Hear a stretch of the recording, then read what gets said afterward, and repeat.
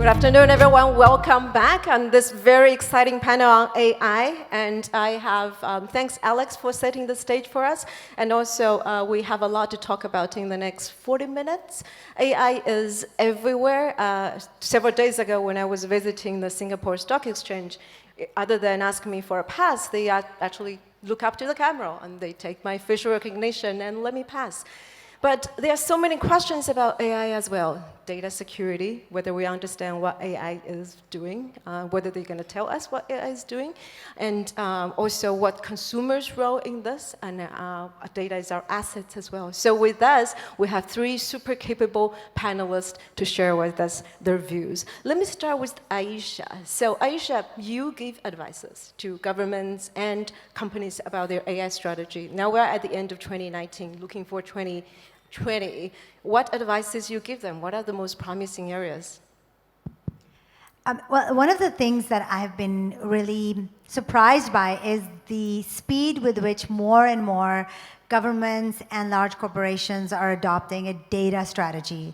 So when I first started off my company 2 years ago, a lot of them were just interested in artificial intelligence as this magic pony that they read about on the cover of Wired magazine or seen in a movie. And now they have realized that those expectations are unrealistic without dealing with your data first. So what is really interesting to me now is that not only in the West, but in Asia too, more and more companies are thinking of a data plus AI strategy. That's on the one hand. As that's happening, we are seeing in Asia as well, more thought leadership around data and AI governance. Which is also happening here in Singapore with one of the world's first ethical AI frameworks, and more work being done on that. So I think that this acknowledgement that technology and AI is a double-edged sword with great potential, but also we have to govern it carefully, is now steeply taking root in Asia. Thank you. We'll come back on the governance issue, which is very important to AI, but let's move on to Dirk. Tufsud, did I pronounce the name right? Thank you.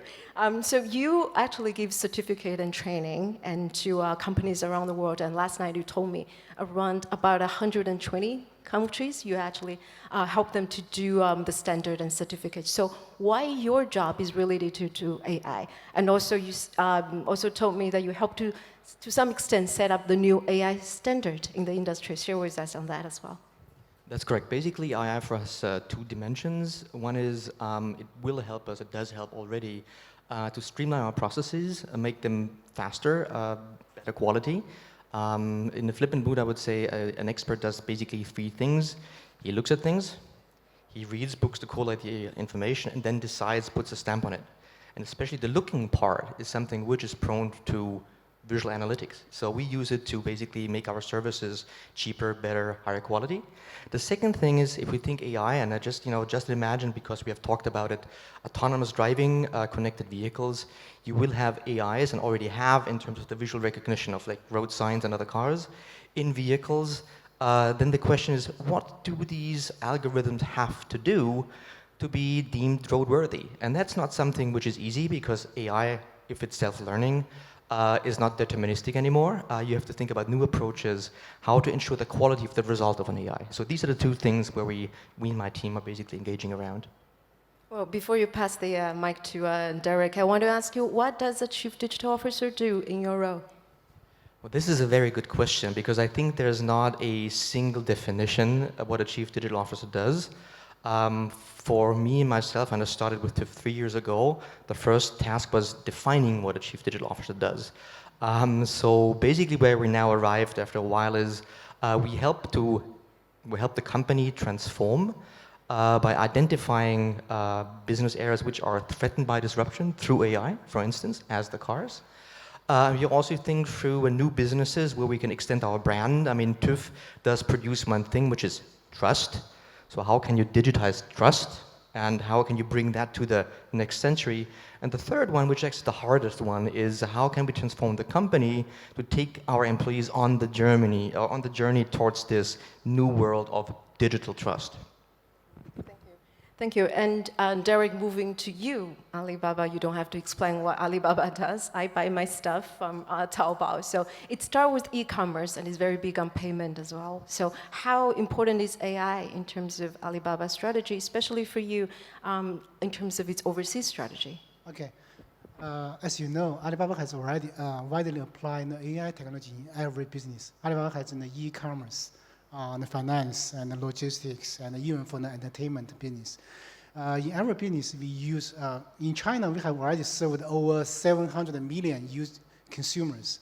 And we apply the AI technology in every user case, such as if you open the Taobao apps, if you don't need to key in some keywords, you can use the camera icon to take a photo for the goods, and then you can search similar merchandise in Taobao. So this we just applied in the image search, and we also use some voice recognition for the customer service. So we use a lot. We use a lot of AI technology to reduce our labor cost, and we can make very good user experience and make a lot of innovation. So this is our core competitive capability for Alibaba. So 2 years ago, our CTO of Alibaba Group, Jeff Zhang, announced that we will invest over 100 billion Chinese RMB to establish a Damo Academy. So Damo Academy is our research lab. For Damo Research Lab, we aim into several very cutting-edge technology areas. One is the machine intelligence, including all based on AI, including some image recognition and voice recognition and video recognition. And then the other several things are robotics and chips. So, you know, recently we announced our new chip for the AI chip. So these are the Damo Academy. So, we established several labs in the overseas market. One is Singapore, the other are Israel and US, Silicon Valley. So for me, I'm leading Alibaba Cloud Singapore market, including sales team, marketing team, and research lab. So we have a Damo AI team based in Singapore, and their target is to do several directions. One is in the voice recognition. They support the Lazada to do business in Southeast Asia. So we can support some voice recognition for the Malay, Indonesian, and some Thailand language, and some other small countries' language. And they can translate from voice to text. And we can also do some natural language process. We can understand and listen to the social media. So these are all leading by the Singapore team. So, and we are very happy to export our technology, which has already served for Alibaba internal business to the Southeast Asia market. So on Alibaba Cloud, we build up a very full stack for the AI technology, including some voice recognition and image recognition and some recommendation engine. So this is what we are doing. And we also build up a local team for the service, for the research, based in Singapore to serve the whole Southeast Asia. Thank you. I think that this whole area of natural language processing and voice recognition is one of the most exciting areas in artificial intelligence right now, especially when it comes to Asia, because ASEAN in particular is so fragmented that if you want to reach the population, and some of the things that we work on is customer 360 and custom automation platforms, you need to be able to communicate with people relevant information in a timely manner in their own language. So I believe that this is a very exciting area, but like all areas, I'm sure you read about that Hungarian vice president who got a call from his CEO last month on the weekend, and he said, well, you know, I forgot to send this merchant $225,000. Could you just wire it to them? And he said, fine. It was his boss, so he went ahead and did that. After 2 hours, his boss called back and said, yeah, you know, there was something else I forgot. Could you send another couple of $100,000 to this other merchant? Now, he got suspicious, and he called his boss back. Turns out it was never his boss calling, It was an artificial intelligence program that was mimicking absolutely the accent of his boss. So I think that this is precisely the dilemma that all of us face. The same things that make it possible to reach millions of people and improve commerce and democratize education also have this downside of potentially manipulating consumers. This is, I think, when you talk about the perils and promise of AI in this panel, this is precisely what each one of us faces every day. Yes. Before I ask Derek all the measures you put in place to hedge against the downside, I want to turn to Dirk first. You've already heard the exciting applications in Asia. How would you compare Asia to Europe in terms of AI on development, application, also regulation regime? Since you mentioned Hungary, I have to de-average Europe. Europe cannot be generalized in terms of language, as you know. Hungarian is one of these languages which is a nightmare for AIs due to the grammatical structure as Finnish. So excuse me if I take a German-centric view here, but I think there's two big differences between Southeast Asia as I know it, and I lived here for a while, and Europe. I think when you talk AI, Europe is more coming from a things perspective. I mean, I think Asia or Southeast Asia is more coming from a people perspective. But if you look at the industrial legacy or industrial history of Europe, you see that a lot of the AI research is done by large companies. I'll just give you a few numbers so it's kind of, it's tangible. Bosch, which you may know for spark plugs in cars and vacuum cleaners and kitchen appliances, they just had their fourth fund, VC fund, out a volume of 200 million euros, and they're investing 300 plus million euros in their AI research lab in Renningen, which is in Germany. So there's an industrial angle to it, and a lot of the startups we have been looking at have been things startups. So the IoT, the Internet of Things, is one where we say, now that's the second point, due to data protection, or call it data self-determination issues, which I think is a more neutral world, we focus on connecting things, predictive maintenance, looking at how cars behave, and that's different in Asia. Here it's a much more people-centric, language-centric focus. And how about Ayesha? You advise a lot of governments in the Middle East as well. What's their data protection regulations compared to here in this region? I think Asia is evolving. Personally, I'm a fan of GDPR. Although when I go to Europe, a lot of my European friends bemoan that it's ruined their innovation spirit, but they might be risk averse to begin with. Look, the idea that data is a human right is something that is very important, and I believe that it is educational for us in Asia to hear that. GDPR is one thing. In Singapore, we have a regulation as well. But California now, just for California, has a new regulation called CCPA, which is even has a broader view of what private information is. And of course, Google and all the likes of such companies are fighting tooth and nail to stop this from going forward more aggressively. What I think happens when you have an ethical framework for artificial intelligence is that eventually some innovation happens. And when innovation happens, more funding goes into things that are empathetic and human-centric. So explainable AI, right now, not at that point where we can explain what is happening in AI, but at least we are trying to go that way. For privacy, there's a whole new field called privacy engineering and privacy ops that is coming up with differential privacy and other kinds of algorithms that go some way towards protecting the identity of the individual. So I actually think, precisely because of what you said, because we are so people-centric in Asia, because there are so many of us, let's be honest, I think this is the place where we will see the thought leadership around privacy. And I think that's a counterintuitive thing for me to say, because traditionally we believe that Asians don't care as much. But I believe young millennials and young people, old people like me, we do care.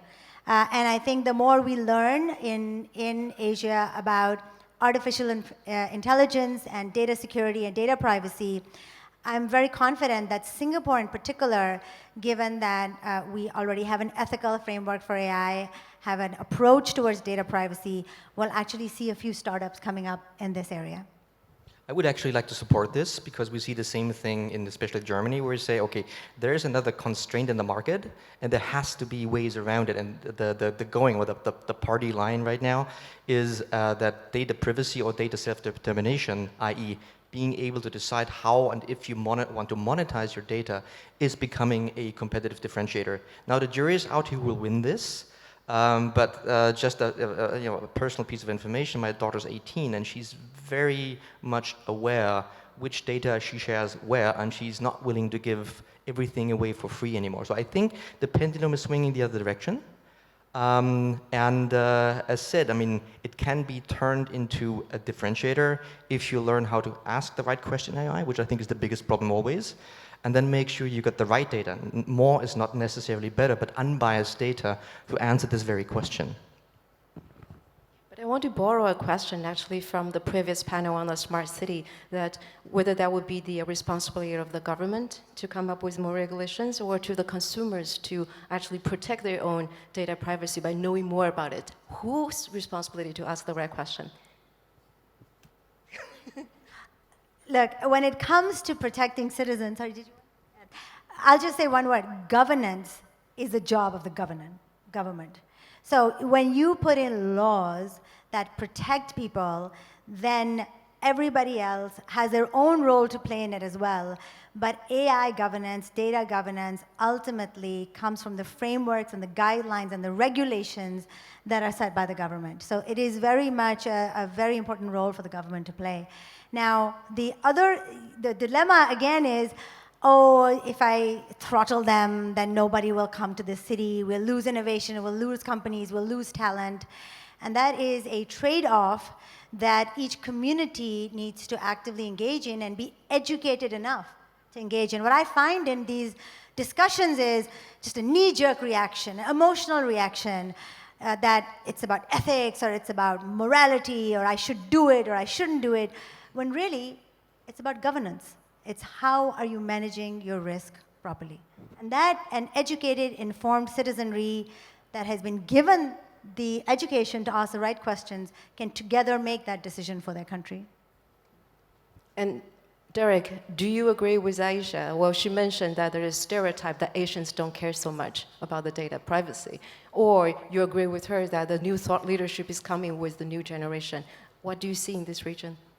It's a good one because, I mean, there's a lot of cameras here in Singapore, as there are, by the way, also in the city of London, so not a big difference. I think it's changing, but, you know, and again, I want to borrow something from history. I think the innate recognition that data is a privacy good is a bit more developed in countries who had a bad experience in the past. So GDPR, yes, it's a European thing, but as with lots of governance, it only tells you what you should do or not do, but not how. And I think the how is what the consumers ask for, what the companies ask for, and I think some of the European companies are actually a bit more forward thinking. I want to again borrow from Bosch because I read their webpage. It is part of their mission statement, as it is with BMW and others, which make it actually a point to say, yes, we respect your privacy. And again, and that's now more small and medium-sized businesses, and it has to do with cloud, and I would be interested to hear you on that. I had a few discussions with companies that want to put their production data into the cloud. And as soon as the question comes up, like, where does it physically reside, which I think is a strange question to start with, and you say it's not in Germany, the discussion shuts down. Now, if that's for right or for wrong, that's a different discussion altogether, but there is some sense of property or property loss, which is well developed, maybe not so much in consumers, but businesses certainly do have that. How about you, Dirk, you're in this region. What's your view on that? Okay, I think that there are a lot of regulations coming from the government or some industry association, such as for Singapore, we have MTCS, PDPA, even from the financial service, we have OSPA, something like this. I think it's very good and has very clear regulation. But you know, we are at a very initial stage for the AI. So we only get a very small portion of the physical world for the data. So at this moment, maybe in the future, we have more and more IoT devices, we will get more data. But so it's very difficult to define how can the data privacy can be regulated, very difficult at this moment because we are very early stage. But from my point of view, I think except the regulation come from some industry or some governments, I think it's a trade-off about data privacy and user experience. So because sometimes if you want to keep very strict data privacy, you won't use the mobile phone, you leave some electric appliance, so you will get more data secure, but it's not convenient for you for the daily life. So sometimes it's a trade-off. You must balance it. If you have too restrict regulation, such as for GDPR or some, maybe it's not very convenient for the innovation. And from my point of view, I think first, all the data be collected. The owner must have the right to know how his data or her data can be used and used by who. So this is very important. And second is, how can you must stay your data very safe. So that doesn't mean. So sometimes maybe for the traditional way, we think the on-premise system is very safe, but then the actual result is not. So we notice a lot of data leak from the traditional way. So how can we use a very comprehensive security technology to keep, store, and share your data? So this is a challenge. So I think there are a lot of companies right now are working on this area. I think public cloud is one of this method. I think so. You will find on public cloud is much safer compared to the on-premise system. So this is my point of view. I would agree. I think that's one of the reasons. Starting off agile software platforms, innovation is much easier, much faster on the cloud. That's also why the Singapore government has decided to go cloud native. And apart from the citizens' private information that is still kept in a hybrid system, but the rest can be in the cloud because the processing, especially for AI, the compute is much better. And I think the interesting thing is what you pointed out, which is localization of data. And that is very tricky now because we are entering this kind of, globalization is happening. There's a lot of exchange of data. And yet some countries are insisting that if you are a global company, you come to our country, any data on our citizens must remain here. It cannot leave the bounds physically. Singapore? No, Singapore doesn't have that yet. It's getting there. But there are more and more countries are getting there now. Yeah. So how do you deal with that? Yeah, we also noticed that by this, there are more and more countries pay attention to the data sovereignty. So which means that we must localize all the citizens' data or some sensitive data in local country. So I think this is a very interesting trend, and I partially agree this trend because really in the future maybe the data is more important compared to petroleum or some others. So because this is sometimes we can use the data to do a lot of things for the innovation, even for the military use. So this is also for our study. So we, for Alibaba Cloud, we just localize for the data center, even for the talent people, for local people. So we launched our data center in Malaysia, in Indonesia. So this is very, we also, after we launched the data center in these two countries, we noticed there are more and more traditional enterprise, even for the banking customers. They move their cloud business to cloud very fast. But before that, they are very conservative to running the system in-house, on-premise. So, and besides this, we also make the local talent team for the AI, so they can have the customers to do some joint innovation in different locations. Because especially in Southeast Asia, this is a fragment market. Even for different developing countries, they have different culture, have a different business model. So I think this is an inevitable trend for the localization, even for the data, for the talents, AI. Can I make a provocative statement here? Go ahead. So I think that AI on cloud is actually kind of history of the past, because in the end you're pushing out AI to the edge. You can run it on a Raspberry Pi, I mean like really low power, low performance computing platform. And if you go through all the Gartners and IDs, I mean those guys that really kind of know better, reports, they say that actually the AI load is shifting from the data center to the edge, which kind of makes it really hard for companies like ours, because there's not the one instance you can check and certify. You get gazillions out there, and they do things which you cannot control. So what's your view on AI on the edge?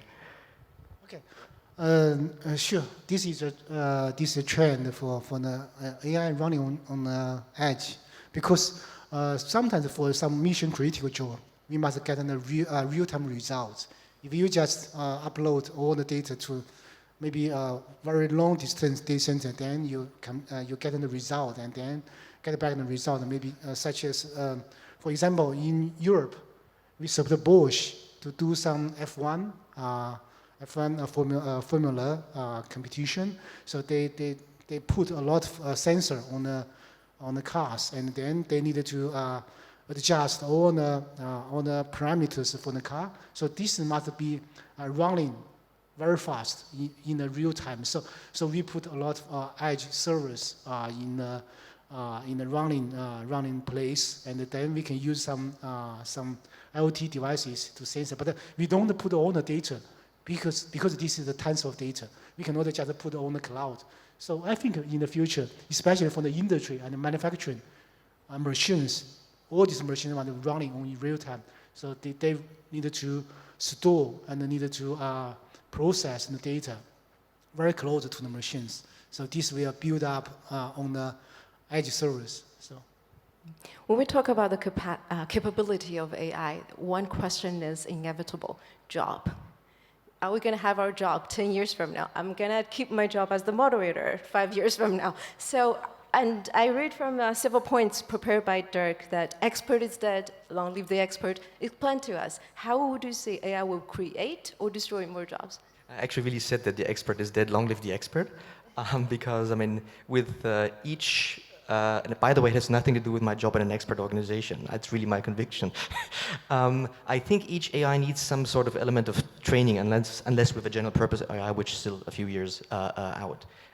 So you need somebody who really kind of puts first the question, out there, which is a precise question, which then brings you to select the right algorithm. I mean, there are certain things, we do projects in predictive maintenance for elevators.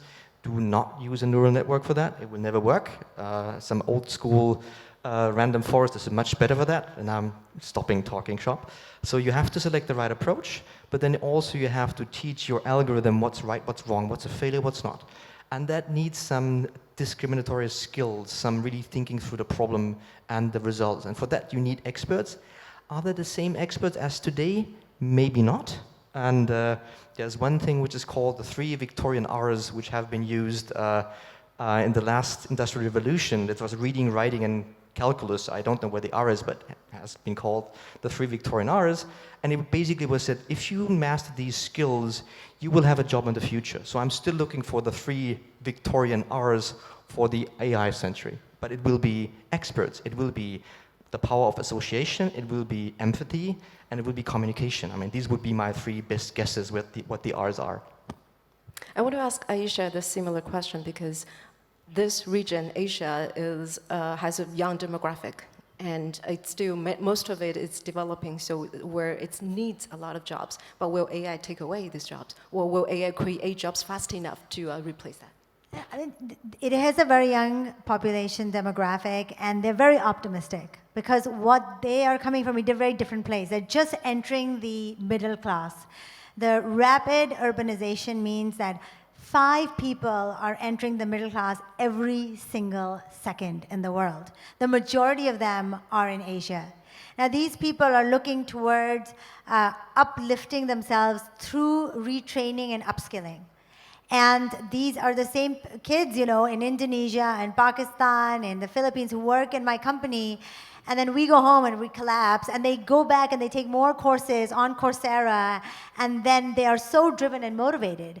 So I actually think, first of all, that this will result in a great digital boom in terms of talent and its increasing demand across the world. Because digital talent and knowledge of data science and AI, as more and more young people in Asia start to study, they'll see globally there's such a dearth of them, they'll see a lot of demand. But the other thing is that doesn't mean everybody should become a data scientist or an AI engineer. You know, we go in every day into very large companies and we build predictive analytics engines, we build forecasting engines, customer 360 engines, but we could never do it without the domain expert who has some experience, who understands the problem statement, together partnering with us. So I think the gap really is twofold. One, we need to learn how to work with each other. So now the 21st century team has data scientists and business people working with each other, and we don't know how to communicate well with each other, but both sides. And then there's a new team player called the artificial intelligence agent. And we need to also learn how to work with that, both by being open to its insights and recommendations, but also being critical of its potential biases. So really kind of treating it as a colleague. And another question, I want to shift that slightly away from employment, is the black box question. Is AI is developing so rapidly, will we reach to a point that how AI comes to its conclusion, we don't know. Even if AI wants to show us, we won't be able to understand. How are we going to brace up for that future, Dirk? Okay, so this is about whether we can trust AI, whether we can trust the AI results. From my experience, so because we use a lot of AI technology for Alibaba business, so we also try to compare AI, if we use AI or if we not use AI, so what is the difference? We find actually there is no general purpose AI at this moment. There is only very specific AI combined with some specific use case or scenario. So we only collect very few data from the physical world at this moment. So so for example, Alibaba, we always do some recommendation for the e-commerce. So we say we know your preference, we know your behavior, but actually, so we don't know exactly all the behavior you have because we don't have enough data. So at this moment, we only have very small portion data come from the physical world at this moment. So we can refer to AI, but we cannot just trust AI at this moment. We do a lot of statistics for some mission critical decision. We still need some human being, some people to do the interpret or do some validate for the AI's results. Even we do some traffic scheduling or some traffic optimization. We can refer to the result, then we can make a decision by human, but we cannot just let the machine to do all the optimization, on the distribution by AI. So this is what I observe from our own business. But I think the other business must be similar because at this moment we don't have so powerful AI. So although a lot of people are talking about AI, but AI right now is very weak at this moment. It can only do very low end, from my observation, very low end jobs. It can reduce the repetitive jobs, such as the customer service, such as the translation and some others. But for some complex job, AI's result is not good enough at this moment. But what if we fast forward 10 years from now when we have the general purpose AI and we have in our possession a big, large enough data to actually picture the whole full thing? Will we reach to the point that AI will make decisions? Dirk? Do you mean when? When and if that comes, what would you do? If I would know when, I would be rich very soon. I mean, I think the when is a complex question until we reach general purpose AI or until we reach a sentient AI, or these are things when you go into the ethical domain, you'll reach pretty fast. I mean, the pundits have it like 10 to 50 years, depending whom you ask. So who am I to picture the right point in time? I am more concerned about what AI can do to our lives until we reach that point. And even then, and again, taking the car example, and I know this has been milled over several times, a car has to take an ethical decision, which obstacle to hit. Is it a person, or is it a young person, an old person? And even the decision young, old person depends on in which culture you live, or if it actually threatens the driver. So would you buy a car where the AI would say, if there's an iffy situation, somebody might die, I take judgment if I kill you or the pedestrian? I mean, there's a few things which are actually coming up right now. And if you look at how we talk governance, where the governments are, the European Union has just this, I think, April, released their first ethical guidelines for AI development. And this July 2019, installed an expert commission of 33 people who will have to deal with that challenge. So I think we're in the early days, and until we reach the sentient general purpose AI, we have a lot of ethical questions on the path forward here. All right. So we have a little bit of time left. I'm sure there will be a lot of questions coming from the floor. So I would like to open up to questions from the floor. Anything on the promises or perils of AI? Identify yourself briefly, and also tell us who you want to ask the question. Yes, this gentleman in the middle. Hi, my name is Joseph. I'm an entrepreneur from Shenzhen. I notice a lot of the AI technologies that we're developing are emerging at a time where simultaneously a lot of people are coming online for the first time. And they're using this technology without prior experience with things like terms of service and understanding how their data is being used. And I'm wondering if you guys think that technology, such as AI, could play a role in communicating how they are being impacted by the technologies that they're using. Good question. Who wants to take that first? Ayesha? Absolutely. I think I was just reading about this app that actually goes through your entire licensing agreement, that all of us just download an app and say, I agree, I agree. But it actually goes through the whole thing and tells you if there are any red flags. It doesn't use AI, it just uses some natural language processing and has some red flags.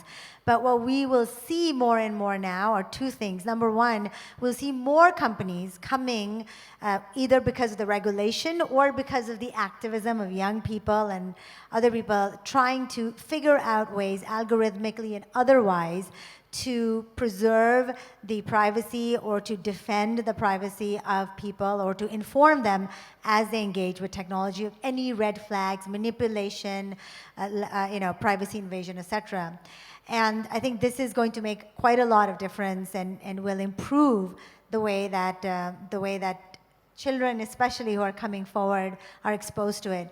And secondly, we are also seeing a lot more governance around young people. I mean, maybe you were talking about teenagers, but as a mom, I'm always concerned about kids. And there are really laws coming around the usage of kids and their data, and because they don't have any agency yet. And so they should definitely have the right to delete all their data, to access it, and more than that, there has to be regulations around how companies approach them and how they interact with social media, etc. I have nothing else to add, just the fact that I remember when I was a teenager using Facebook for the first time, and there's a lot of data that I would rather not be in a machine learning model about me. Any more questions? Yes, Steffi?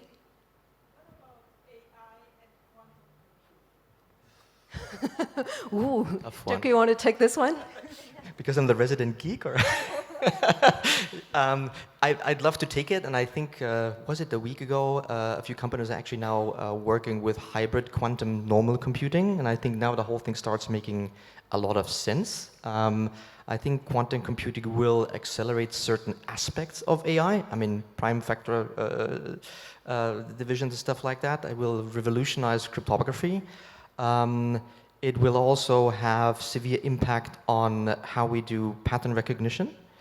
But I'm currently not quite sure how it will really propel AI forward. I think there's still a lot of work to do, but again, I mean, having the first hybrid quantum, non-quantum computer out there, this will be something to watch. I think one of the things is that AI itself is undergoing continual evolution. Right now, deep mining or deep learning and reinforcement learning, all of these are very dependent on large amounts of data. But there's a growing group of AI researchers who are beginning to think that this path will end up in a dead end. It definitely cannot lead to general AI. And so there will be interesting for us to see what else happens. If we think AI itself will also be using the same kind of neural networks that I used like 20 years ago and are still using with some sophistication now, it may not be the case. We might have a combination of symbolic systems and deep learning systems. And I think that's an area, especially for students and young researchers, that's really interesting to watch. Thank you. We're running out of time, but I want to wrap up by asking one simple sharing from each of our panelists. Well, we talk about a lot of promises, but I want to end on the perils. What keeps you awake at night regarding AI? Just one single thing, starting with Dirk. Yes. What worries you? What keeps you awake at night? I think at this moment, we are in very early stage of AI. I think there are a lot of things we cannot imagine at this moment. So we just talk, actually for the AI's technology, we just use the very fundamental algorithm. So maybe several decades ago, we have already applied. So maybe in the future, for us, we can find more AI innovation combined with the industry in the future. So more on the promise side. Dirk, how about you? Maybe some of you remember Tay, the chatbot from Microsoft that went totally haywire. So if I would have to put into one word, it's bias. Bias can screw up the best AI, and it's garbage in, garbage out, as in any engineering discipline. And if something scares me, it's bias towards a purpose. And that might, derail the whole, the potential we see in AI. Bias towards the purpose, that's the peril. And Ayesha, last word. Well, my only line to everyone here would be to say, this is not a movie. A lot of us, we go to panels, we listen to people, and then la-di-la-di-la, we forget all about it. My worst fear is being in a world where all of us are not awake and alert and paying attention and upskilling ourselves to understand the impact and the benefits of AI. Each one of us should empower ourselves. We don't want to end up where we are with climate change. And I think that the moment is now. So I think that is my worst fear, is when some elite patronizing group of panelists is supposed to have the answer, or some government is supposed to have the answer. I think together we can get the best out of this. That's a very powerful message. And with that, let's end our conversation. And that's exactly why we come to DLD, to keep us awake and alert by our discussion. So join me in thanking our panelists today. We had a wonderful discussion. Thank you.